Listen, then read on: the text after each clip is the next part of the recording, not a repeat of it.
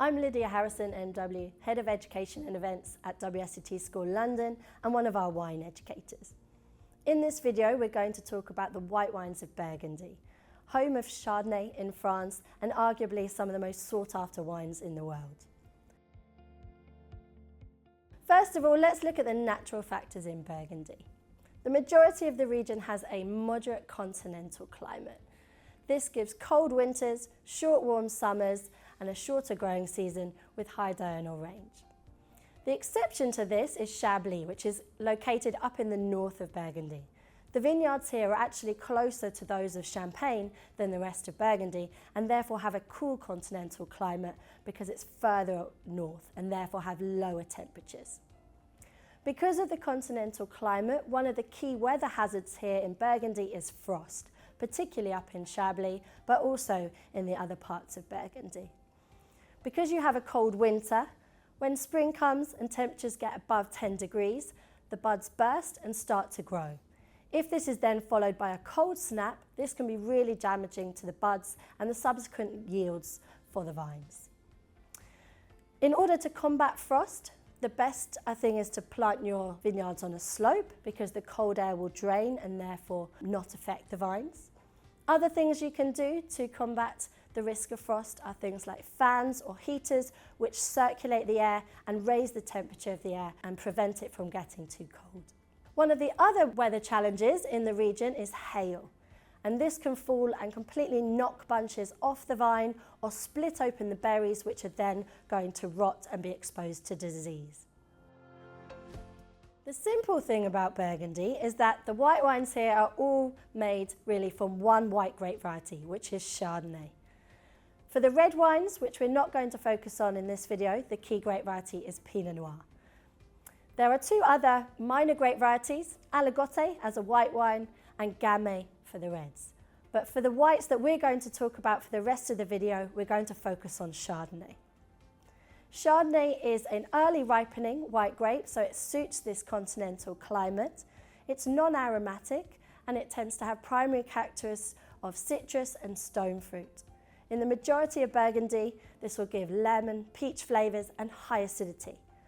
Up in Chablis, where it's a really cool climate, the flavours here can be more green fruit like green apple, green pear, as well as citrus, and you still have that lovely high acidity. In Burgundy, the soils are very varied, but the majority are shallow, well-draining and low nutrients, which gives good quality wines. And then the key thing to understand about Burgundy is it's all about the slopes. Slopes provide poorer soils, better drainage and lower nutrients, which helps the vines to ripen the grapes and therefore give more flavour intensity and better quality grapes. The slopes, if they're south or east facing, also protect from the westerly winds, which give warmer conditions, more sheltered conditions, and again help with the ripening of the grapes. The slopes is fundamental to understanding Burgundy because the vineyards located on these slopes, which therefore have better conditions and produce better quality fruit, are designated either Premier Cru or Grand Cru. So the position and location of your vineyards informs the appellation system here, with the better quality wines, the better appellations coming from the vineyards on the hillsides, on the slopes. Let's look now at white wine making in Burgundy. It is very typical here for Chardonnay for them to employ some of the secondary wine making techniques. So alcoholic fermentation can often take place in oak barrel. And then malolactic conversion is typically employed for all wines throughout the region. This is because Chardonnay here will have high acidity, so the malolactic conversion softens the acidity and might impart flavours such as butter and cream to the wines. The wines can then be matured in oak as well, which will add nice secondary flavours such as vanilla, cedar and cloves. And they might also have some lees stirring, which will impart body to the wines and bready, biscuity flavours. More premium Chardonnays will typically have all three of these techniques employed, with often a high percentage of oak used, with often newer oak used, which will give more intense flavour characteristics, and the wine aged in oak for a longer period of time. In contrast, the simple kind of generic regional appellation wines will often be fermented in inert vessels and bottled young with no maturation. Let's look now briefly at the appellation systems. So in Burgundy, it's all about location and where your grapes have come from. Bourgogne is the regional appellations which covers Chardonnay grown anywhere throughout Burgundy. You then also have some other regional appellations which are slightly more restricted in their area but still cover a broad area, such as Haute-Côte de Beaune.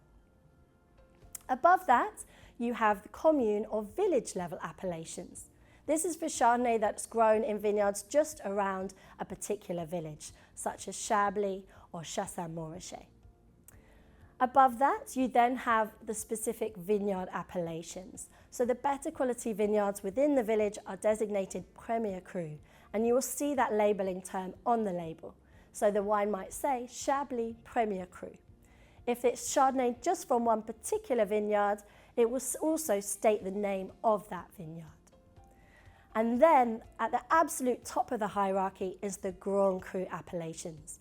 These are single vineyard appellations that are from the absolute best sites in the areas, and they have their own appellation, so just the name of the vineyard appears on the label. For example, Montrachet Grand Cru or Corton Charlemagne Grand Cru. You will always know if the wines are Premier Cru or Grand Cru because they will say that on the label, and they usually have an expensive price tag to match. All right, let's talk about the Chablis appellation. So this is up in the north, which is a cool climate. So the Chardonnay here tends to have flavours of green fruit like apple and pear, citrus, and also sometimes some wet stone characteristics. The acidity will be high, and typically here the wines are unoaked, so you get this really pure expression of Chardonnay. Chablis as an appellation covers the Chardonnay grown in all of the vineyards in the area, with the Premier Cru and Grand Cru vineyards stipulating the vineyards that are on the slopes and therefore can give better quality grapes. The Premier Cru vineyards are often facing southeast on slopes so they get more sunlight and warmth. This will give riper, more concentrated flavours to the wine. The Grand Cru vineyard is south facing over the river, which gives more ripeness. The poor soils on the slope and the better ripeness conditions will give better quality grapes. So again, they'll still have flavours of green fruit, citrus, wet stones, but maybe a little bit more ripeness, maybe a touch of white peach, and more flavour intensity to these wines. Sometimes the Grand Cru wines here will be aged in old oak with some lees aging to impart a little bit more body and texture.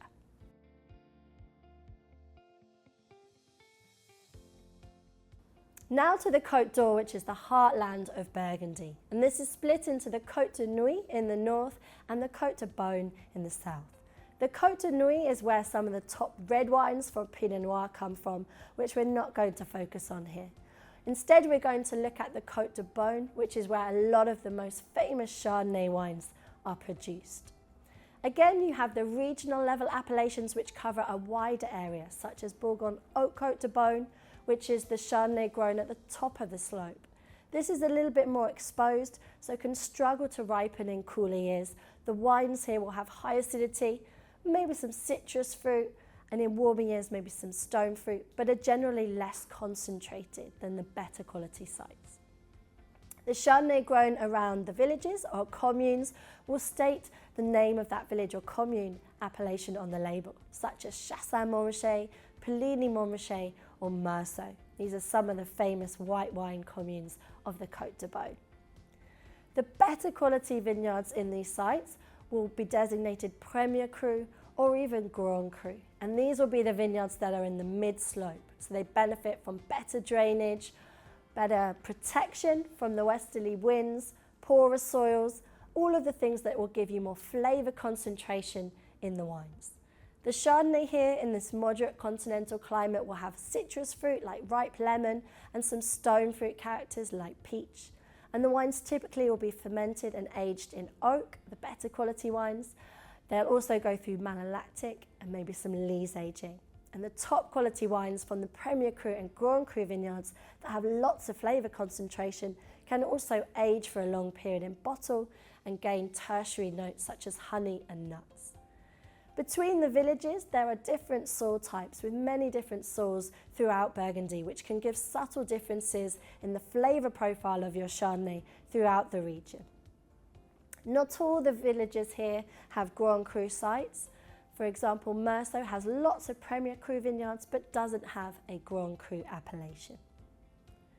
Pouligny and Chassagne share one of the top Grand Cru vineyards, which is Montrachet, and there's another example of Corton Charlemagne up in Allox-Corton, which is the top Grand Cru vineyard of that village.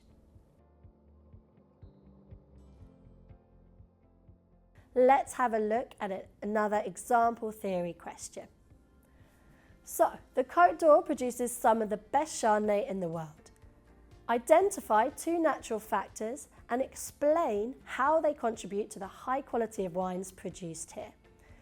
And this question is worth 8 marks. And you can see highlighted there's 2 command verbs. The first is identify, which just means you need to name or state the 2 natural factors. The second part of the question asks you to explain. So it's really important here that you therefore state why and how these natural factors contribute to the high quality of wine produced here.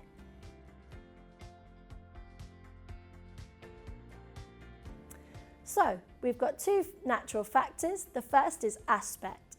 So we've stated aspect and we've gone on to explain. The vineyards for the highest quality wines will be found mid-slope with an east or southeast direction.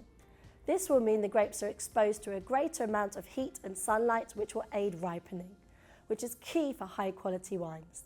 The slopes will also provide protection from frost, which will sink to the lowest point in the vineyard, and protection from the westerly winds, which could inhibit ripening. So you've clearly stated there what the aspect provides and also linked that to how it contributes to better quality wines. The second natural factor we've identified is soil, and we go on to explain the soils in Burgundy are very varied. This can result in subtle changes to the wines produced in different villages, which will add to the complexity and style of wine produced. The soils are shallow and well drained, which means the vines will not have access to too much water, which would inhibit ripening and produce lower quality grapes. So again, you've stated the aspects of the soil and then clearly explained how that links to better quality grapes. I hope that all is really helpful for you in your studies. Thank you for watching.